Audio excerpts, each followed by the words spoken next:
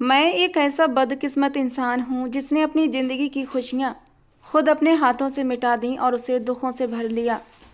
जब भी अपने दुख भरे जीवन के बारे में सोचता हूँ तो आंखों से आंसू बहने लगते हैं।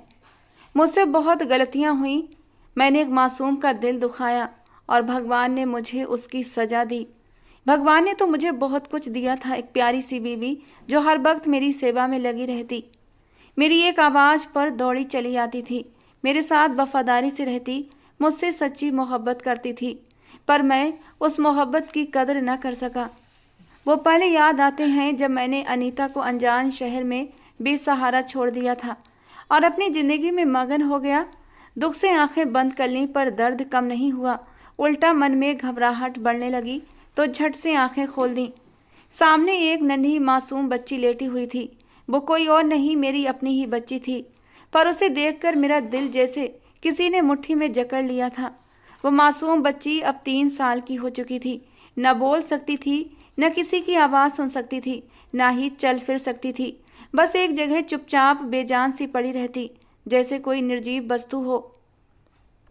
अपनी बच्ची को ऐसी हालत में देखकर मेरा दिल दर्द से टुकड़े टुकड़े हो गया। उसकी तकलीफ मुझे अंदर तक झकझोर देती, पर अब सब कुछ मेरे हाथ से निकल चुका था। मैंने दुख से अपनी नज़रें झुका लीं और धीरे धीरे अतीत में खोने लगा। उस दिन हमेशा की तरह जब मैं घर में दाखिल हुआ तो मेरी पत्नी अनीता भागकर मेरे पास आई।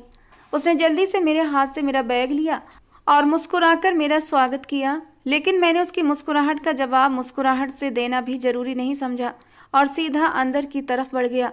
वो मेरे पीछे पीछे कमरे में आई थी। बिना देर किए उसने मेरे कपड़े निकाल कर मुझे दे दिए और मेरे जूते उठाकर एक रैक में रखने चली गई। उसकी सेवा पर मुझे कुछ भी खुशी महसूस नहीं होती थी, बल्कि मेरा दिल जलकर राख हो जाता था। उसके ये छोटे छोटे ध्यान देने के तरीके, मेरे दिल में अपनी मोहब्बत जगाने के तरीके, हर वक्त मेरे आगे पीछे घूमना, भाग भाग कर मेरे काम करना, ये सब कुछ मुझे अच्छा नहीं लगता था, उल्टा मुझे परेशान करने लगे थे। जब मैं बाथरूम से ताज़ा होकर बाहर आया तो उसने सिर झुकाकर पूछा, आपके लिए खाना लगा दूं? मैंने उसे घूरते हुए कहा, अभी फ़िलहाल यहाँ से अपनी शक्ल गायब कर लो। तुम्हारी ये मनहूस शक्ल देखते ही मेरा सारा मूड ख़राब हो जाता है, खाना खाने का मन नहीं करता। जाओ निकलो मेरे कमरे से। मेरा सारा गुस्सा उस पर उतर गया था। वो हैरान और बेबस नज़रों से मुझे देखती रही। वो वहीं जमकर खड़ी रही तो मुझे और भी गुस्सा आया। कुछ पल के बाद मैंने दोबारा कहा, मुझे अकेला छोड़ दो और खाना खाना होगा तो मैं खुद ही आकर खा लूँगा। उसने मेरी बात सुनी और खामोशी से बाहर चली गई। मुझे मालूम था अब वो कहीं कोने में जाकर अपने आंसू बहाएगी, लेकिन उसके आंसुओं का मुझ पर कोई असर नहीं था। मेरा नाम राहुल है। मेरे पापा एक बड़े कारोबारी थे। शहर के बीचों बीच उनकी एक बड़ी जूते की दुकान थी, जिसमें उन्होंने कई नौकर भी रखे हुए थे। जैसे ही मैंने इंटर का इम्तिहान दिया, पापा ने मुझे अपने कारोबार में लगाने का निर्णय लिया, बगैर मेरी राय सुने। ये उनका काम था, पर मुझे इसमें कोई दिलचस्पी नहीं थी। मैं अपना अलग कुछ काम करना चाहता था या पढ़ाई करके नौकरी करना चाहता था, मगर पापा को नौकरी से सख्त नफरत थी। उनका मानना था कि नौकरी गुलामी होती है। उनका कहना था, अपना काम करो, किसी की 4 बातें सुननी नहीं पड़ेंगी। मेरे पास अपना कोई कारोबार शुरू करने के लिए पूंजी नहीं थी, इसलिए पापा के साथ काम में लगना पड़ा। उधर मेरी माँ को मेरी शादी की इतनी जल्दी थी। मेरी उम्र केवल 22 साल थी, पर माँ को मेरी शादी की इतनी चिंता थी कि बस किसी तरह मेरे सिर पर सेहरा बंध जाए। आखिरकार मैंने भी अपनी पसंद की लड़की का नाम माँ के सामने रख दिया। महक मेरे ही मोहल्ले में रहती थी। 10वीं के पेपर उसने मेरे साथ ही दिए थे। 10वीं के बाद उसने पढ़ाई छोड़ दी थी और 2 साल से घर पर ही थी। जब भी मैं कॉलेज से लौटता उसे दरवाजे पर खड़ा पाता, जैसे वो मेरा ही इंतजार कर रही हो।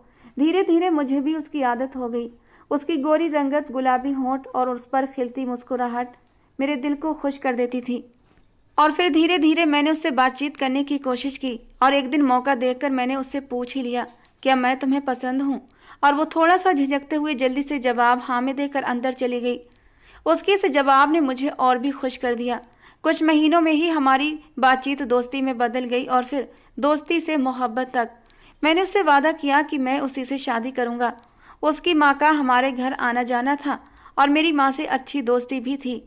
मुझे पूरा यकीन था कि मेरी माँ हमारे रिश्ते के लिए मना नहीं करेंगी, इसलिए मैंने बड़े उत्साह से माँ के सामने उसका नाम लिया। पर उसी पल मेरी दुनिया उलट गई जब मेरी माँ ने महक और मेरे रिश्ते के लिए साफ इनकार कर दिया। ये शादी नहीं हो सकती।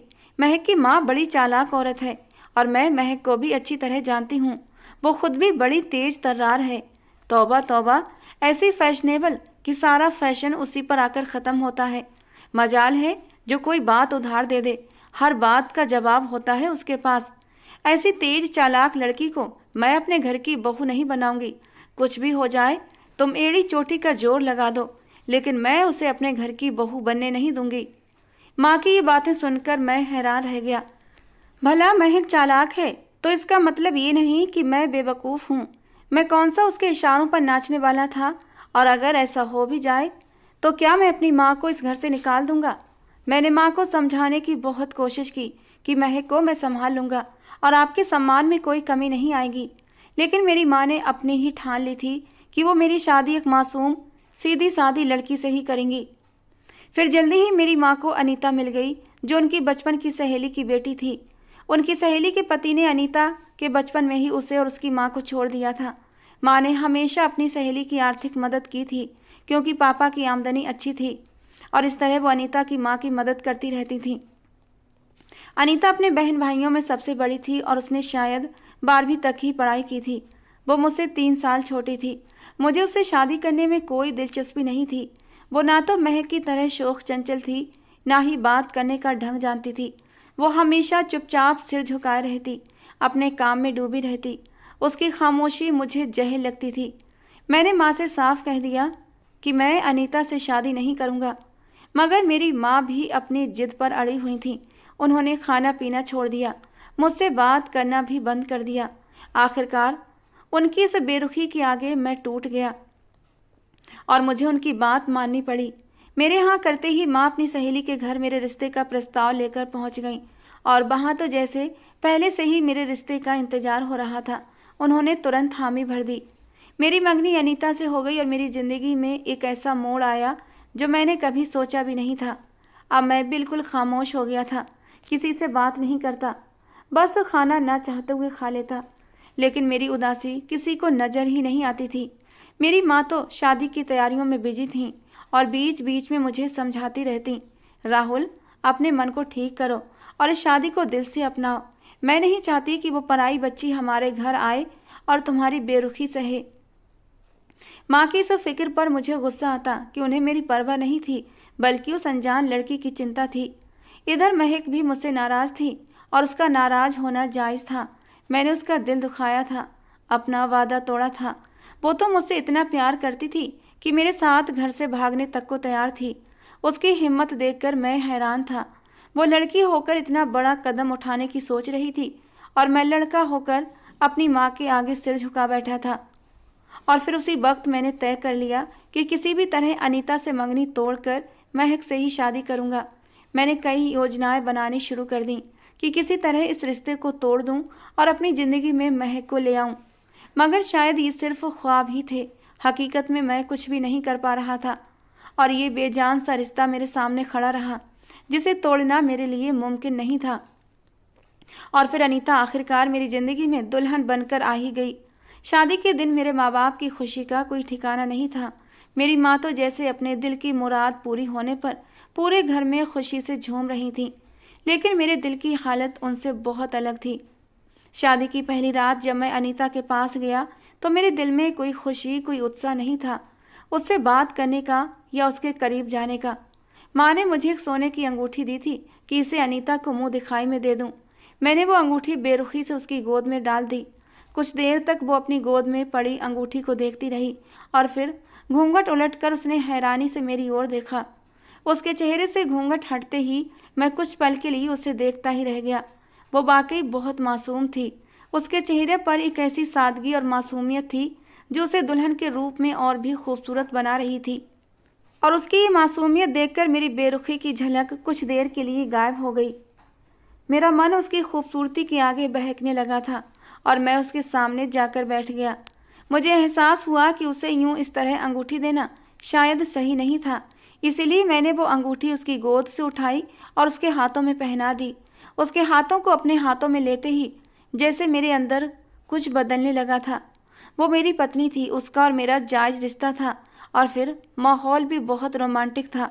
और उसी लम्हे मैं अपनी सारी नाराज़गी और नफरत भूल गया। मैं उसकी तरफ खींचता चला गया। धीरे से पकड़कर मैंने उसे खुद के करीब किया था। ये ऐसे नाजुक पल थे कि मैं बहकता चला गया। अनीता मासूम थी, वो तो शायद इस बात से भी अनजान थी कि मेरे दिल में तो कोई और है। मैं बस इन नाजुक पलों में बह गया था और उसके करीब हो गया था, उसकी मोहब्बत में नहीं। शादी के शुरुआती दिन काफ़ी अच्छे बीते, लेकिन धीरे धीरे अनीता से मेरा मोह भंग होने लगा। वो कितनी भी मेरी सेवा करती, लेकिन मेरा दिल उसके लिए नरम नहीं पड़ता था। मैंने मन में ठान लिया कि किसी तरह उसे अपनी माँ की नज़रों में गिरा दूंगा, ताकि मेरी माँ खुद उसे घर से निकाल दें और फिर मैं महक से शादी कर लूँगा। मैं हमेशा मौके की तलाश में रहता, लेकिन अनीता इतनी समझदार और नेक थी कि उसे कोई गलती करते देखना नामुमकिन था। हर वक्त वो माँ के सामने सिर झुकाए उनके हुक्म का इंतजार करती और मुझे भी शिकायत का कोई मौका नहीं देती। मेरे मुंह से कुछ निकलता और वो बस उसे पूरा करने के लिए झट से तैयार हो जाती। उसने तो पापा का भी दिल जीत लिया था और मैं ये सब देखकर हाथ मलता रह गया। और फिर अनीता को लेकर मेरे मन में एक योजना आई। मैंने अपना व्यवहार एकदम उसके साथ बदल लिया ताकि वो महसूस करे कि मैं उससे खुश हूँ। मैंने उसे कभी कभी बाहर घुमाने ले जाना भी शुरू कर दिया, उसकी पसंद के कपड़े खरीद कर दिए। उसकी तो खुशी का कोई ठिकाना ही नहीं था। अब वो और भी उत्साह से मेरे हर काम में मेरी मदद करने लगी। हर रात सोने से पहले वो माँ के पैरों की सेवा करती। माँ मना करती, लेकिन वो जिद करके उनके पैर दबाती रहती। मेरे पास आकर वो मेरे पैरों की भी मसाज करती और उसकी ये आत्मीयता, ये सेवा भाव मुझ में एक अजीब सा गुस्सा भर देते। लेकिन मैंने अपने गुस्से पर काबू रखा और उससे प्यार से कहता कि आराम करो, दिन भर की थकी हुई हो। मेरी बात सुनकर वो खुशी से मुस्कुरा देती। ये सब मैंने ऐसे ही नहीं किया था, ये मेरे एक बड़े प्लान का हिस्सा था। एक दिन मौसम बहुत अच्छा था, तो मैंने उसे कहा कि मैं उसे एक बड़े शहर ले जाकर शॉपिंग कराना चाहता हूँ। मेरी बात पर वो हैरान होकर मना करने लगी, कहने लगी कि मुझे ज़्यादा चीज़ों की ज़रूरत नहीं, जो है मैं उसी में खुश हूँ। उसकी ये बात सुनकर मैं दंग रह गया। आमतौर पर हर पत्नी अपने पति से शॉपिंग की जिद करती है, पर यह कैसी लड़की थी जिसे मैं खुद शॉपिंग के लिए लेकर जाना चाहता था और वो मना कर रही थी।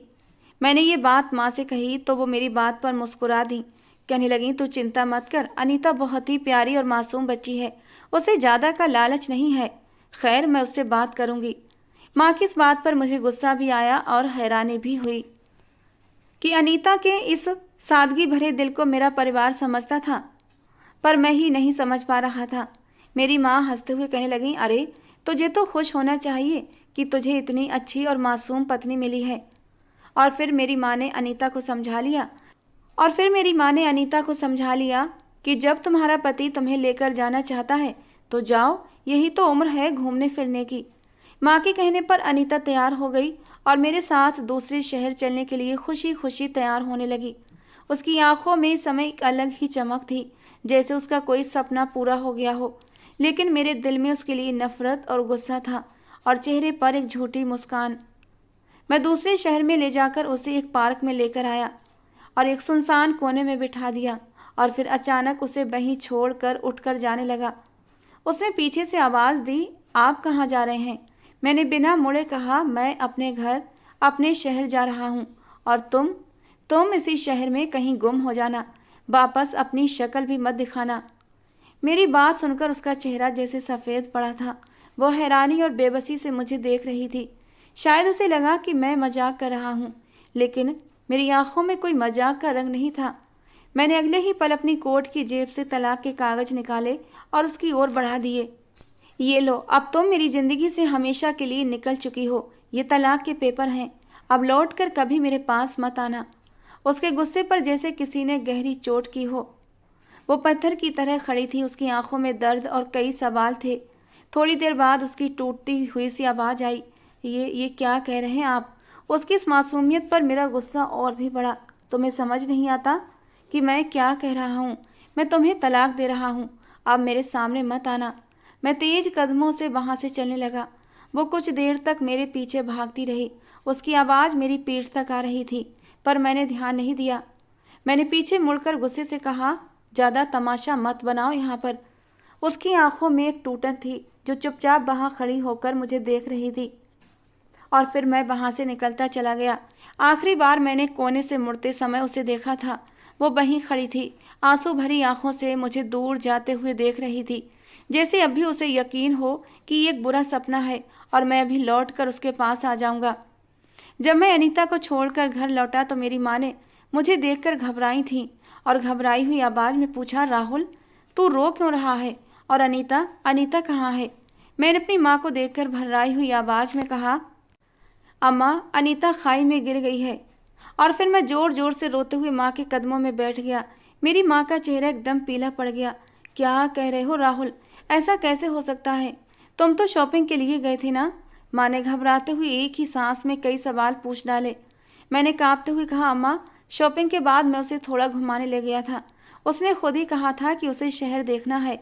पता नहीं कैसे उसका पैर फिसला और वो खाई में गिर गई। मैंने उसे बहुत ढूंढा, पर वो वहाँ कहीं नहीं मिली और फिर थक हार कर मैं वापस आ गया। मेरी माँ ने मुझे शक भरी नज़रों से देखा और कहा, तू मजाक कर रहा है ना? मैंने अपने आंसू बहाते हुए अपनी माँ को देखा। मेरे आंसू मेरे गवाह बन चुके थे। मैंने अपनी सास को भी फ़ोन कर दिया था और कुछ ही देर में वो भी रोते हुए घर पहुँच गई। मैंने उन्हें भी पूरी घटना बताई। मेरे पापा मुझे उसी शहर वापस ले गए और वहाँ अनीता को खोजने की बहुत कोशिश की, पर वो कहीं नहीं मिली। अंदर से मैं बहुत राहत महसूस कर रहा था कि वो नहीं मिली, क्योंकि अगर वो मिल जाती तो मेरी सच्चाई सबके सामने आ जाती। कई दिनों तक मैं अनीता को ढूंढने का नाटक करता रहा। जब वो नहीं मिली तो मैंने चैन की सांस ली, लेकिन मेरी माँ और मेरी सास का दुख कम नहीं हो रहा था। मैं भूलने की कोशिश कर रहा था। मेरे आंसू थे कि रुकने का नाम नहीं ले रहे थे, जो कि मगरमच्छ के आंसू थे। मैंने अपना हाल बेहाल कर लिया था और ये सब घर वालों को दिखाने के लिए था। मैं चाहता था मेरी माँ खुद मेरी दूसरी शादी महक के साथ करवा दें और अपने बेटे की ज़िंदगी तबाह होने से बचा लें। मैं पापा के साथ दुकान पर भी नहीं जाता, बल्कि सारा दिन घर में पड़ा रहता। न मुझे खाने का होश था न पीने का। हाँ, ये बात अलग थी कि मैं घर से बाहर जाकर कुछ न कुछ खा लिया करता था। मेरी माँ ने मेरा हाल देखा तो उन्होंने इसी में भलाई समझी कि मेरी दूसरी शादी करवा दी जाए। उन्होंने मुझसे शादी का जिक्र किया तो मैंने साफ इनकार कर दिया। मैं चाहता था मेरी माँ जिद करें और फिर मेरा रिश्ता महक के घर लेकर जाएं। और फिर कुछ दिनों के बाद ये नौबत भी आ गई थी। अम्मा ने मुझे ज़बरदस्ती शादी के लिए मनाया और महक के घर रिश्ता लेकर जा पहुंची। महक और उसकी माँ तो पहले से ही तैयार थीं। उसकी माँ ने झटपट हाँ कर दी और अगले ही 8 दिन में मेरी शादी महक से हो गई और वो मेरी ज़िंदगी में आ गई। मैंने अपनी मोहब्बत को पाने के लिए कितने पापड़ बेले थे। मैं तो खुशियों के झूले में झूल रहा था। मेरा बस नहीं चल रहा था कि मैं हवाओं में उड़ने लगूं, मगर मैं ऐसा कुछ करने से मजबूर था। मैं अपनी खुशी जाहिर नहीं कर सकता था, क्योंकि इस तरह अम्मा को मुझ पर शक हो जाता और अगर उन्हें शक हो जाता तो फिर वो मुझे और महक को कान पकड़कर घर से बाहर निकाल देती और फिर मेरी माँ जिंदगी भर मुझे माफ़ भी नहीं करती। इसीलिए मैंने अपने जज्बात काबू में रखे और अपनी नई जिंदगी का आगाज़ किया।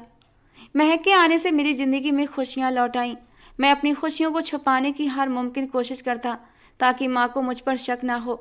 महक चंचल स्वभाव की थी। उसकी अदाओं में एक अलग ही कशिश थी। मैं उसके साथ बहुत खुश था, लेकिन माँ के साथ उसकी नहीं बनती थी। मेरे सामने तो महक माँ को कुछ नहीं बोलती, लेकिन जब मैं काम से वापस आता तो मेरी माँ महक की शिकायतें लेकर बैठ जाती कि सारा दिन तुम्हारी पत्नी कमरे में पड़ी रहती है, मुझ बूढ़ी से ही काम करवाती है। मैं कुछ भी कह दूं तो लौट लौट कर जवाब देती है। महक की शिकायतें लगाते लगाते मेरी माँ अनीता को याद करने लगती। उसकी सेवा याद आती, उसका प्यार याद आता, उसका अपनापन याद आता तो माँ तड़प तड़प कर रो पड़ती। पता नहीं मेरी बच्ची कहाँ चली गई। उसने तो मुझे खुद उठकर पानी भी नहीं पीने दिया था। अनीता का जिक्र आते ही मैं माँ से नज़रें चुरा जाता और फिर जल्दी से अपने कमरे की ओर बढ़ जाता। धीरे धीरे वक्त बीतता गया और फिर एक दिन महक ने मुझे बताया वो माँ बनने वाली है। मेरी तो खुशी का ठिकाना नहीं रहा। मैं उसे डॉक्टर के पास ले गया। डॉक्टर ने भी चेकअप किया तो सच में खुशखबरी ही थी। मेरा खुशी के मारे बुरा हाल था। अब तो मैंने महक को अपनी हथेली का छाला बना लिया था। हर वक्त उसकी देखभाल में लगा रहता, उसका मन खुश करने की कोशिश करता। मेरी माँ महक की शिकायत करती तो मैं माँ को ही चुप करा देता कि आपको तो उसका ध्यान रखना चाहिए, वो इस हालत से गुजर रही है, और आप उल्टा उसकी शिकायतें लेकर बैठ जाती हैं, उसे परेशान करती हैं। मेरी माँ का मुंह हैरत से खुला का खुला रह जाता, लेकिन मुझे कोई परवाह नहीं थी। धीरे धीरे महक की प्रेगनेंसी को 8 महीने हो चुके थे। जैसे ही 9वां महीना लगा, मैं उसे डॉक्टर के पास लेकर गया, क्योंकि महक का एक अल्ट्रासाउंड होना था। जब महक अल्ट्रासाउंड रूम में थी तो मैं भी उसी रूम में था। स्क्रीन पर चलती इमेज देखकर मेरा मन कुछ पल के लिए घबरा गया था। इमेज में अजीब सा ही बच्चा दिखाई दे रहा था। मैंने घबराकर डॉक्टर की ओर देखा। डॉक्टर भी कुछ परेशान सी दिख रही थी, और थोड़ी देर बाद डॉक्टर ने जो बात बताई, मेरे कदमों के नीचे से जमीन निकल गई थी। पता चला कि बच्चा ठीक नहीं है। डॉक्टर ने कहा कि कुछ हफ्ते पहले तक तो सब कुछ ठीक था, पर अब बच्चे की हालत देखकर उन्हें भी हैरानी हो रही थी। डॉक्टर का कहना था कि पिछले 3 हफ्ते से बच्चे के सर की और पैरों की ग्रोथ रुक चुकी है। उन्होंने अल्ट्रासाउंड इमेज मेरे सामने रखी और एक जगह पर हाथ रखकर कहा, ये देखिए, बच्चे का सर बहुत छोटा है उसकी पूरी बॉडी के मुकाबले। और ये सब सुनकर मेरा दिल बैठ गया। मुझे महसूस हुआ कि मेरे कर्म मुझे अब सता रहे थे। अनीता के साथ जो मैंने किया वही अब मेरी आंखों के सामने आ रहा था। मैं एक बार फिर उसी शहर गया जहां मैंने अनीता को छोड़ा था। पार्क में जाकर मैंने हर जगह देखा, मगर वो कहीं नहीं थी। मेरे दिल में पश्चाताप का तूफान उठ रहा था।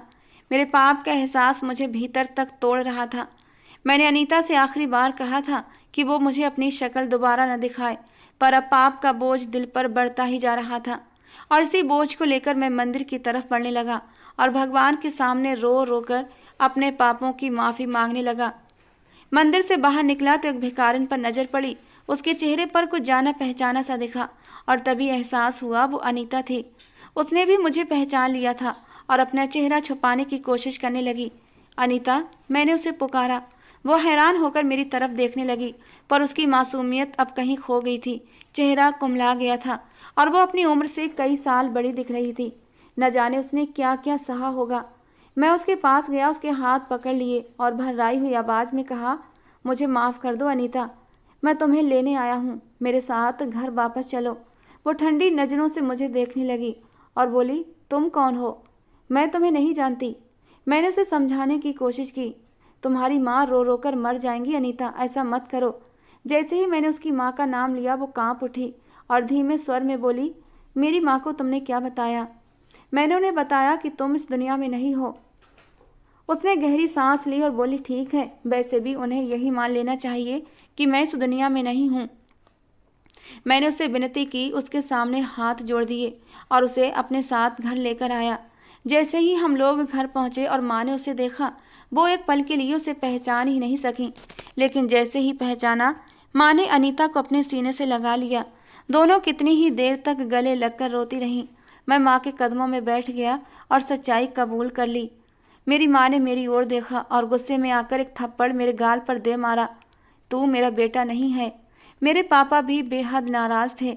उन्होंने साफ ऐलान कर दिया, आज से तू हमारे लिए मर चुका है। मेरी माँ ने मुझे घर से निकाल दिया। यही मेरी सज़ा थी। मैंने अपना घर, अपनी माँ का प्यार, सब कुछ खो दिया। अनीता ने मेरी तरफ देखा, मगर उसकी आंखों में सिर्फ नफरत थी। मैं उसे माफ़ी मांगने के लिए उसके सामने जाकर खड़ा हो गया और उसके सामने हाथ जोड़ दिए, लेकिन उसने नफरत और गुस्से से मुंह मोड़ लिया। मुझे उसकी माफ़ी भी नहीं मिली। मैं महक को लेकर किराए के मकान में चला गया और एक छोटी सी नौकरी करने लगा। अब पहले जैसे ऐशो आराम महक को नहीं मिलते थे, इसलिए वो हमेशा मुझसे लड़ती झगड़ती रहती। धीरे धीरे महक की मोहब्बत रंग दिखाने लगी थी। उसे सिर्फ मेरे पैसे से प्यार था, ऐशो आराम से प्यार था। अगर वो नहीं मिला तो उसकी मोहब्बत भी फीकी पड़ने लगी थी। हमारी ज़िंदगी जैसे तैसे चल रही थी। कुछ दिनों बाद महक ने एक बेटी को जन्म दिया। बेटी को देखकर मेरी आंखों में आंसू आ गए। वो दिमाग से कमज़ोर पैदा हुई थी। उसका सर बिल्कुल छोटा सा था। उसके हाथ पैर आम बच्चों से अलग और बेजान से थे। धीरे धीरे वो 3 साल की हो गई, पर अभी तक न वो कुछ बोल सकती थी, न सुन सकती थी, और न ही चल फिर सकती थी। बस एक जगह चुपचाप खामोश पड़ी रहती, और ये शायद मेरे पापों की सज़ा थी। मुझे अपनी बेटी को इस हालत में देखकर अपनी पूरी ज़िंदगी यूं ही तड़पते रहना था। दोस्तों, आज की हमारी ये कहानी आपको कैसी लगी ज़रूर बताना। पसंद आई हो तो प्लीज़ लाइक करना। रोज़ एक नई कहानी सुनने के लिए हमारे चैनल को भी सब्सक्राइब करना। मिलते हैं दोस्तों अगली किसी नई कहानी के साथ।